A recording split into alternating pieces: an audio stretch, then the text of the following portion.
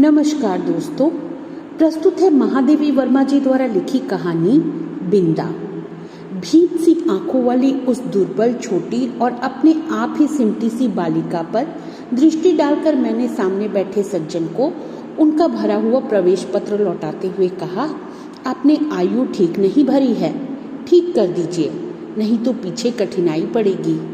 नहीं, यह तो गत आषाढ़ में 14 की हो चुकी। सुनकर मैंने कुछ विस्मित भाव से अपनी उस भावी विद्यार्थिनी को अच्छी तरह देखा, जो 9 वर्षीय बालिका की सरल चंचलता से शून्य थी और 14 वर्षीय किशोरी के सलज उत्साह से अपरिचित। उसकी माता के संबंध में मेरी जिज्ञासा स्वगत न रहकर स्पष्ट प्रश्न ही बन गई होगी, क्योंकि दूसरी ओर से कुंठित उत्तर मिला, मेरी दूसरी पत्नी है और आप तो जानती ही होंगी। और उनके वाक्य को अधसुना ही छोड़कर मेरा मन स्मृतियों की चित्रशाला में 2 युगों से अधिक समय की भूल के नीचे दबे बिंदा या बिंदेश्वरी के धुंधले चित्र पर उंगली रखकर कहने लगा, ज्ञात है, अवश्य ज्ञात है। बिंदा मेरी उस समय की बाल्य सखी थी, जब मैंने जीवन और मृत्यु का अमिट अंतर जान नहीं पाया था। अपने नाना और दादी के स्वर्गगमन की चर्चा सुनकर मैं बहुत गंभीर मुख और आश्वस्त भाव से घर भर को सूचना दे चुकी थी कि जब मेरा सिर कपड़े रखने की अलमारी को छूने लगेगा, तब मैं निश्चय ही एक बार उनको देखने जाऊंगी।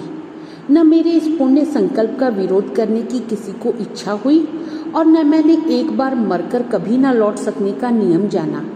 ऐसी दशा में छोटे छोटे असमर्थ बच्चों को छोड़कर मर जाने वाली माँ की कल्पना मेरी बुद्धि में कहाँ ठहरती।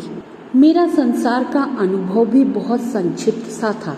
अज्ञानावस्था में मेरा साथ देने वाली सफेद कुत्ती सीढ़ियों की नीचे वाली अंधेरी कोठरी में आंखें मूंदे पड़े रहने वाले बच्चों की इतनी सतर्क पहरेदार हो उठती थी कि उसका गुर्राना मेरी सारी ममता भरी मैत्री पर पानी फेर देता था।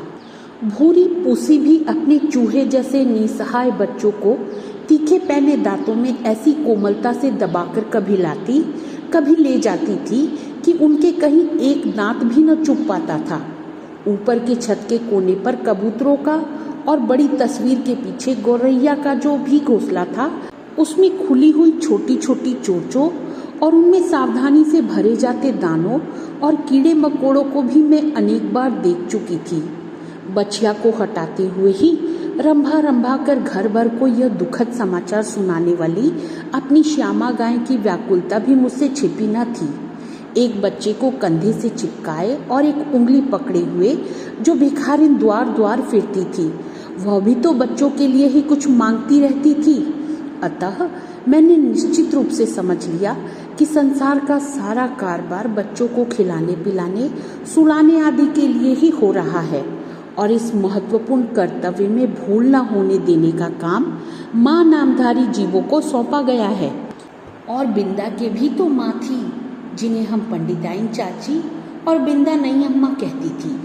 वे अपनी गोरी मोटी देह को रंगीन साड़ी से सजे कसे चारपाई पर बैठकर फूले गाल और चिपटी सी नाक के दोनों ओर नीले कांच के बटन सी चमकती हुई आंखों से युक्त मोहन को तेल मलती रहती थी।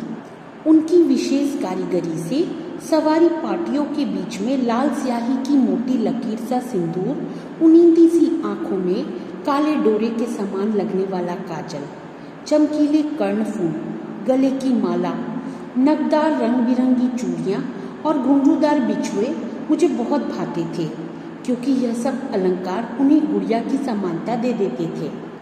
यह सब तो ठीक था, पर उनका व्यवहार विचित्र सा जान पड़ता था। सर्दी के दिनों में जब हमें धूप निकलने पर जगाया जाता था, गर्म पानी से हाथ मुंह धुलाकर मोजे जूते और ऊनी कपड़ों से सजाया जाता था और मना मना कर गुनगुना दूध पिलाया जाता था, तब पड़ोस के घर में पंडिताइन चाची का स्वर उच्च से उच्चतर होता रहता था। यदि उस गर्जन तर्जन का कोई अर्थ समझ में न आता तो मैं उसे श्यामा के रंभाने के समान स्नेह का प्रदर्शन भी समझ सकती थी, परंतु उसकी शब्दावली परिचित होने के कारण ही कुछ उलझन पैदा करने वाली थी। उठती है या आऊं? बैल के से दीदे क्या निकाल रही है? मोहन का दूध कब गर्म होगा? अभागी, मरती भी नहीं। आदि वाक्यों में जो कठोरता की धारा बहती रहती थी उसे मेरा अबोध मन भी जान ही लेता था। कभी कभी जब मैं ऊपर की छत पर जाकर उस घर की कथा समझने का प्रयास करती तब मुझे मैली धोती लपेटे हुए बिंदा ही आंगन से चौके तक फिरकनी सी नाचती दिखाई देती। उसका कभी झाड़ू देना, कभी आग जलाना, कभी आंगन के नल से कलसी में पानी लाना, कभी नई अम्मा को दूध का कटोरा देने जाना मुझे बाजीगर के तमाशा जैसे लगता था, क्योंकि मेरे लिए तो वे सब कार्य असंभव से थे। पर जब उस विस्मित कर देने वाले कौतुक की उपेक्षा कर पंडिताइन चाची का कठोर स्वर गूंजने लगता, जिसमें कभी कभी पंडित जी की घुड़की का पुट भी रहता था, तब न जाने किस दुख की छाया मुझे घेरने लगती थी, जिसकी सुशीलता का उदाहरण देकर मेरे नटखटपन को रोका जाता था। वहीं बिंदा घर में चुपके चुपके कौन सा नटखटपन करती रहती है, इसे बहुत प्रयत्न करके भी मैं ना समझ पाती थी। मैं एक भी काम नहीं करती थी और रात दिन उधम मचाती रहती, पर मुझे तो माँ ने न मर जाने की आज्ञा दी और न आंखें निकाल लेने का भय दिखाया। एक बार मैंने पूछा भी, क्या पंडिताइन चाची तुम्हारी तरह नहीं है? माँ ने मेरी बात का अर्थ कितना समझा यह तो पता नहीं। उनके संक्षिप्त हैं से न बिंदा की समस्या का समाधान हो सका और न मेरी उलझन सुलझ पाई।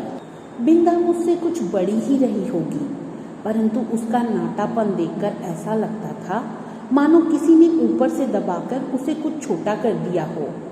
2 पैसों में आने वाली खंजड़ी के ऊपर चढ़ी हुई झिल्ली के समान पतले चर्म से मढ़े और भीतर की हरी हरी नसों की झलक देने वाले उसके दुर्बल हाथ पैर न जाने किस अज्ञात भय से अवसन्न रहते थे।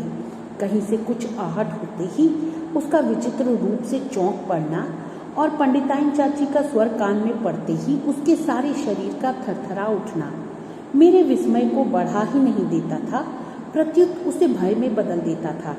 और बिंदा की आंखें तो मुझे पिंजड़े में बंद चिड़िया की याद दिलाती थी। एक बार जब 2-3 करके तारे गिनते गिनते उसने एक चमकीले तारे की ओर उंगली उठाकर कहा, वह रही मेरी अम्मा। तब तो मेरे आश्चर्य का ठिकाना ना रहा। क्या सबकी एक अम्मा तारों में होती है और एक घर में? पूछने पर बिंदा ने अपने ज्ञान कोश में से कुछ कण मुझे दिए और तब मैंने समझा कि जिस अम्मा को ईश्वर बुला लेता है वह तारा बनकर ऊपर से बच्चों को देखती रहती है, और जो बहुत सज धज से घर में आती है वह बिंदा की नई अम्मा जैसी होती है।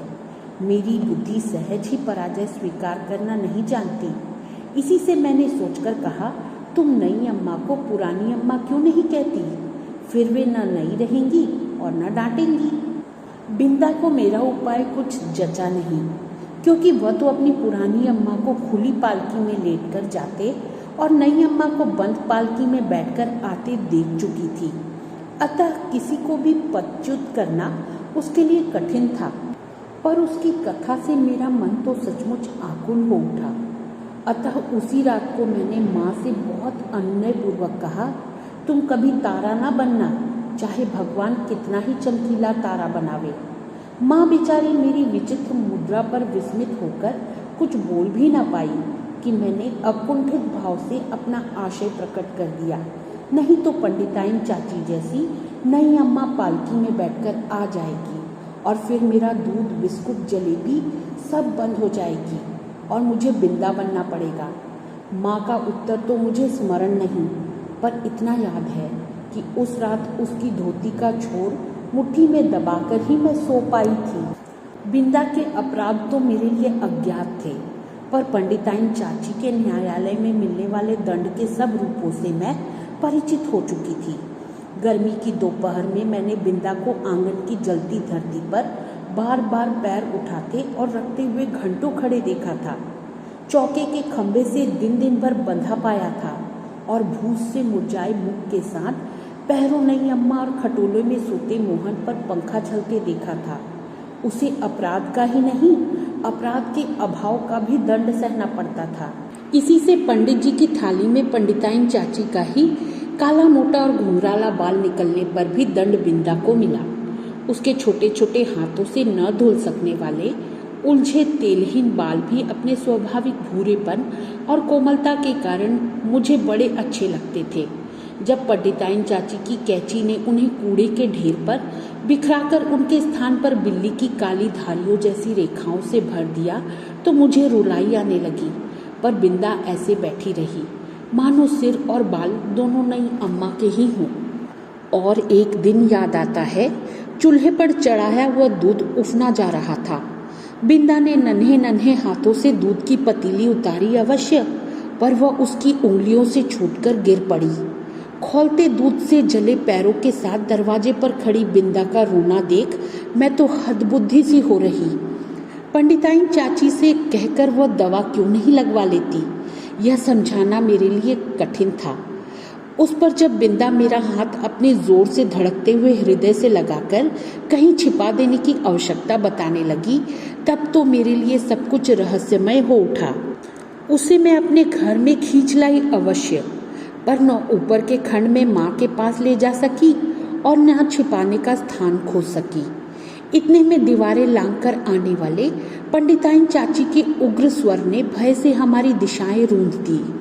इसी से हड़बड़ाहट में हम दोनों उस कोठरी में जा घुसी जिसमें गाय के लिए घास भरी जाती थी। मुझे तो घास की पत्तियां भी चुभ रही थी। कोठरी का अंधकार भी कष्ट दे रहा था, पर बिंदा अपने जले पैरों को घास में छिपाए और दोनों ठंडे हाथों से मेरा हाथ दबाए ऐसे बैठी रही मानो घास का चुभता हुआ ढेर रेशमी बिछौना बन गया हो। मैं तो शायद सो गई थी, क्योंकि जब घास निकालने के लिए आया हुआ गोपी इस अभूतपूर्व दृश्य की घोषणा करने के लिए कोलाहल मचाने लगा, तब मैंने आंखें मलते हुए पूछा, क्या सवेरा हो गया? माँ ने बिंदा के पैरों पर तिल का तेल और चूने का पानी लगाकर जब अपने विशेष संदेश वाहक के साथ उसे घर भिजवाया, तब उसकी क्या दशा हुई यह बताना कठिन है। पर इतना तो मैं जानती हूँ कि पंडिताइन चाची के न्याय विधान में न क्षमता का स्थान था न अपील का अधिकार। फिर कुछ दिनों तक मैंने बिंदा को घर आंगन में काम करते नहीं देखा। उसके घर जाने से माँ ने मुझे रोक दिया था, पर वे प्रायः कुछ अंगूर और सेब लेकर वहाँ हो आती थीं। बहुत खुशामद करने पर रुकिया ने बताया कि उस घर में महारानी आई है, क्या मैं मुझसे नहीं मिल सकती? पूछने पर वह मुंह में कपड़ा ठूसकर हंसी रोकने लगी। जब मेरे मन का कोई समाधान न हो सका, तब मैं एक दिन दोपहर को सभी की आंखें बचाकर बिंदा के घर पहुंची। नीचे के सुनसान खंड में बिंदा अकेली एक खाट पर पड़ी थी। आंखें गड्ढे में धंस गई थी, मुख दानों से भरकर न जाने कैसा हो गया था और मैली सी चादर के नीचे छिपा शरीर बिछौने से भिन्न ही नहीं जान पड़ता था। डॉक्टर, दवा की शीशियाँ, सिर पर हाथ फेरते हुई माँ और बिछौनों के चारों ओर चक्कर काटते बाबूजी के बिना भी बीमारी का अस्तित्व है, यह मैं नहीं जानती थी। इसी से उस अकेली बिंदा के पास खड़ी होकर मैं चकित सी चारों ओर देखती रह गई। बिंदा ने ही कुछ संकेत और कुछ अस्पष्ट शब्दों में बताया कि नई अम्मा मोहन के साथ ऊपर खड्ड में रहती है, शायद चेचक के डर से। सवेरे शाम बरौनी आकर उसका काम कर देती है। फिर तो बिंदा को देखना संभव न हो सका, क्योंकि मेरे इस आज्ञा उल्लंघन से माँ बहुत चिंतित हो उठी थी। एक दिन सवेरे ही रुकिया ने उनसे न जाने क्या कहा कि वे रामायण बंद कर बार बार आंखें पोंछती हुई बिंदा के घर चल दी। जाते जाते वे मुझे बाहर न निकलने का आदेश देना नहीं भूली थी। इसी से इधर उधर से झांक कर देखना आवश्यक हो गया। रुकिया मेरे लिए त्रिकालदर्शी से कम न थी, परंतु वो विशेष अनुनय विनय के बिना कुछ बताती ही नहीं थी और उससे अनुनय विनय करना मेरे आत्मसम्मान के विरुद्ध पड़ता था। अतः खिड़की से झांककर मैं बिंदा के दरवाजे पर जमा हुए आदमियों के अतिरिक्त और कुछ न देख सकी, और इस प्रकार की भीड़ से विवाह और बारात का जो संबंध है उसे मैं जानती थी। तब क्या उस घर में विवाह हो रहा है, और हो रहा है तो किसका, आदि प्रश्न मेरी बुद्धि की परीक्षा लेने लगे। पंडित जी का विवाह तो तब होगा जब दूसरी पंडिताइन चाची भी मरकर तारा बन जाएगी, और बैठ ना सकने वाले मोहन का विवाह संभव नहीं। यही सोच विचार कर मैं इस परिणाम तक पहुंची कि बिंदा का विवाह हो रहा है, और उसने मुझे बुलाया तक नहीं। इस अचिंत्य अपमान से आहत मेरा मन सब गुड़ियों को साक्षी बनाकर बिंदा को किसी भी शुभ कार्य में न बुलाने की प्रतिज्ञा करने लगा। कई दिन तक बिंदा के घर झांक झांक कर जब मैंने माँ से उसके ससुराल से लौटने के संबंध में प्रश्न किया, तब पता चला कि वह तो अपनी आकाशवासिनी अम्मा के पास चली गई। उस दिन से मैं प्रायः चमकीले तारे के आसपास फैले छोटे तारों में बिंदा को ढूंढती रहती, पर इतनी दूर से पहचानना क्या संभव था? तब से कितना समय बीत चुका है, पर बिंदा और उसकी नई अम्मा की कहानी शेष नहीं हुई। कभी हो सकेगी या नहीं, इसे कौन बता सकता है। तो दोस्तों, मुझे उम्मीद है कि आपको यह कहानी पसंद आई होगी। अब मिलती हूँ अगली कहानी के साथ, तब तक के लिए अलविदा।